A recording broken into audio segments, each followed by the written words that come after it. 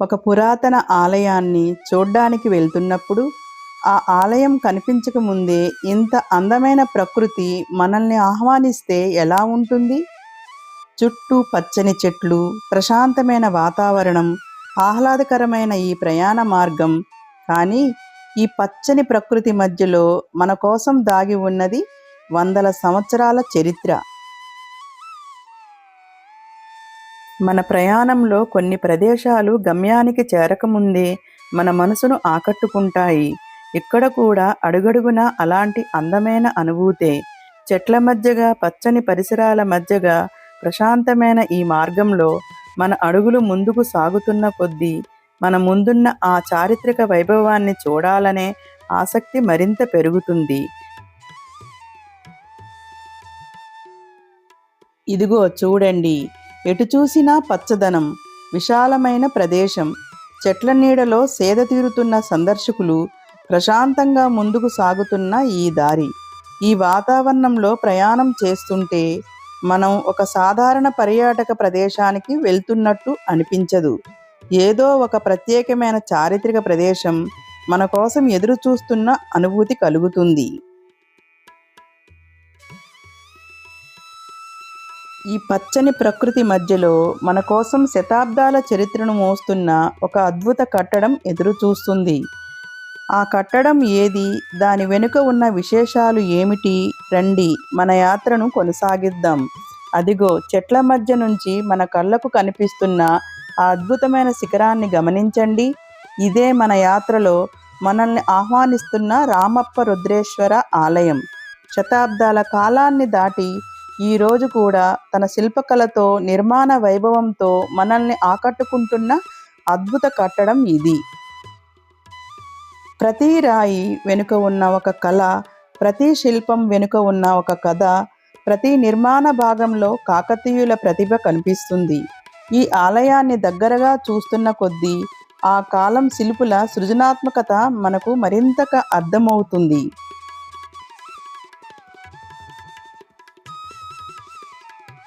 అసలు 8 శతాబ్దాల క్రితం ఇంతటి అద్భుతమైన శిల్పకళను వారు ఎలా సృష్టించారు? ఈ ఆలయంలో మనల్ని ఆశ్చర్యపరిచే నిర్మాణ విశేషాలు ఏమిటి? ఆ వివరాలన్నీ ఇప్పుడు మన యాత్రలో ఒక్కొక్కటిగా తెలుసుకుందాం. ప్రాచీన శైవ క్షేత్రాలు, పురావస్తు కట్టడాలు, ఆధ్యాత్మిక ప్రదేశాలు, వాటి చుట్టూ ఉన్న ప్రకృతి అందాలను మీ ముందుకు తీసుకురావడమే మా ఈ చిన్న ప్రయత్నం. మీరు చూస్తున్నారు నాగ్ నేచర్ సబ్ ఛానల్. మీ అందరికీ హృదయపూర్వక నమస్కారములు. ఈ వీడియోను చివరి వరకు మాతో కలిసి చూడండి. రామప్ప ఆలయ శిల్పకళ, చరిత్ర, నిర్మాణ వైభవం గురించి ఎన్నో ఆసక్తికరమైన విషయాలు తెలుసుకుందాం.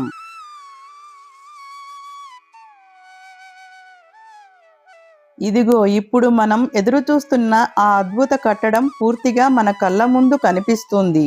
ఇదే కాకతీయ రుద్రేశ్వర ఆలయం, ప్రజల్లో ప్రసిద్ధి చెందిన రామప్ప ఆలయం. తెలంగాణలోని పాలంపేటలో ఉన్న ఈ ఆలయం కాకతీయుల కాలానికి చెందిన ప్రముఖ శైవ క్షేత్రం. యునెస్కో ప్రకారం ఆలయ నిర్మాణం క్రీస్తు శకం 1213లో ప్రారంభమై సుమారు 40 సంవత్సరాల పాటు కొనసాగినట్లు తెలుస్తుంది. అంటే మనం ఇప్పుడు చూస్తున్న ఈ రాతి నిర్మాణం 8 శతాబ్దాలకు పైగా కాలాన్ని చూసింది.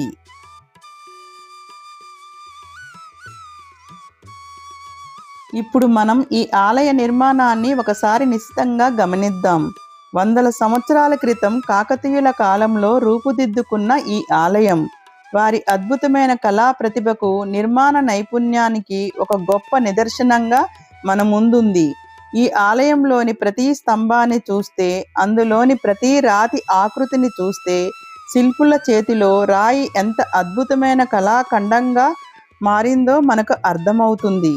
ఒక రాయిలో ఆకృతి, ఒక స్తంభంలో కళ, ఒక గోడలో ఎన్నో కథలు. ఇలా ఆలయం మొత్తం శిల్పకళతో అలంకరించబడి కాకతీయుల సృజనాత్మకతను ఈనాటికి మన కళ్ళ ముందు నిలబెడుతుంది. ఒక్కసారి ఆలోచించండి, 8 శతాబ్దాల క్రితం శిల్పులు తమ చేతులతో రాతిపై ఇంతటి సూక్ష్మమైన కళను ఎలా సృష్టించారు? ఆ శిల్పాల వెనుక ఉన్న నైపుణ్యం ఏమిటి? ఆ నిర్మాణంలో దాగి ఉన్న ప్రత్యేకతలు ఏమిటి? ఇప్పుడు మనం ఆలయంలో కనిపించే ఒక్కో శిల్పాన్ని దగ్గరగా చూస్తూ ఆ కళా వైభవాన్ని తెలుసుకుందాం.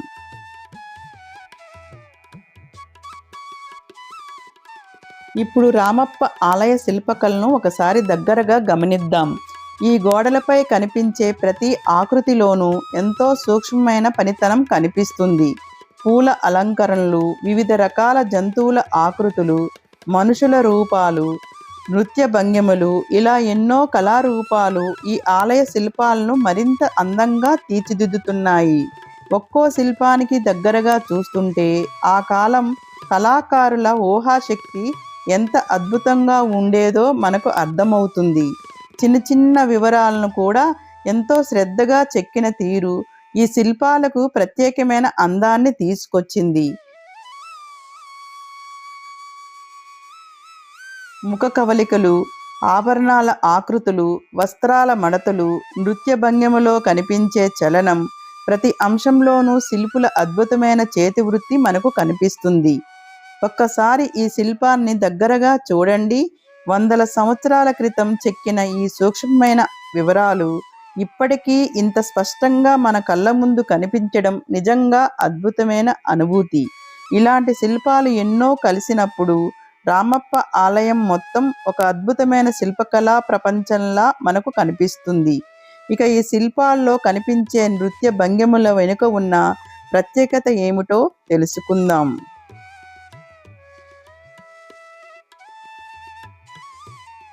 శిల్పాల కోసం ఉపయోగించిన రాయి కూడా ప్రత్యేకమైనదే. యునెస్కో వివరాల ప్రకారం ఇక్కడి ముఖ్యమైన శిల్పాలు గట్టి డోలరైట్ రాతిపై చెక్కబడ్డాయి. ఆ రాయిని ఎంతో నైపుణ్యంతో చెక్కి అందులోని సూక్ష్మమైన వివరాలను కూడా స్పష్టంగా చూపించారు. ఇంతటి కఠినమైన రాతిపై ఇంత సున్నితమైన శిల్పాలు చెక్కడం ఆ కాలం శిల్పుల ఓర్పు, నైపుణ్యానికి అద్భుతమైన ఉదాహరణ. ఇప్పుడు రామప్ప ఆలయాన్ని ప్రత్యేకంగా నిలబెట్టే మరో ఆసక్తికరమైన విషయానికి వస్తే, ఈ ఆలయంలో ఉపయోగించిన కొన్ని ఇటుకలు చాలా తేలిగ్గా ఉంటాయి. వీటిని సాధారణంగా ఫ్లోటింగ్ బ్రిక్స్ అని పిలుస్తారు. ఈ లైట్ వెయిట్ పోరస్ బ్రిక్స్ను విమాన నిర్మాణంలో ఉపయోగించడం వల్ల పైకప్పు నిర్మాణంపై పడే భారాన్ని తగ్గించడంలో సహాయపడుతుంది.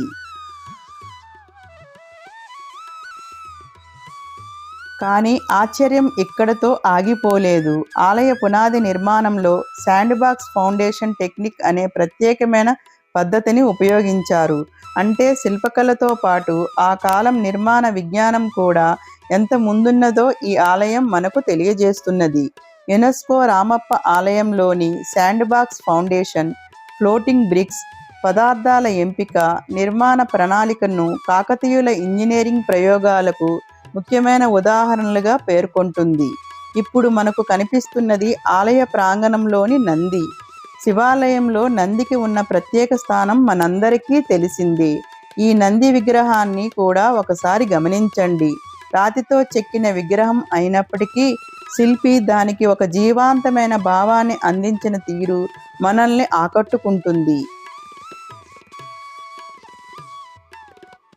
ఇంతటి ప్రత్యేకత కలిగిన రామప్ప ఆలయానికి ప్రపంచ స్థాయిలో కూడా గుర్తింపు వచ్చింది.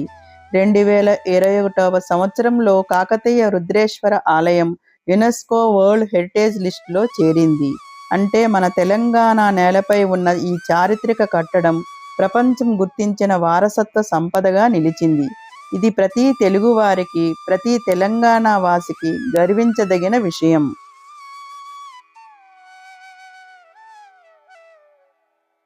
ఇలా వందల సంవత్సరాల చరిత్రను తనలో దాచుకొని కాకతీయుల అద్భుతమైన శిల్పకళకు ప్రతీకగా నిలిచి, ప్రకృతితో కలిసి ఒక ప్రత్యేకమైన వారసత్వ ప్రదేశంగా నిలిచిన రామప్ప రుద్రేశ్వర ఆలయాన్ని మనం ఈరోజు వీక్షించాము.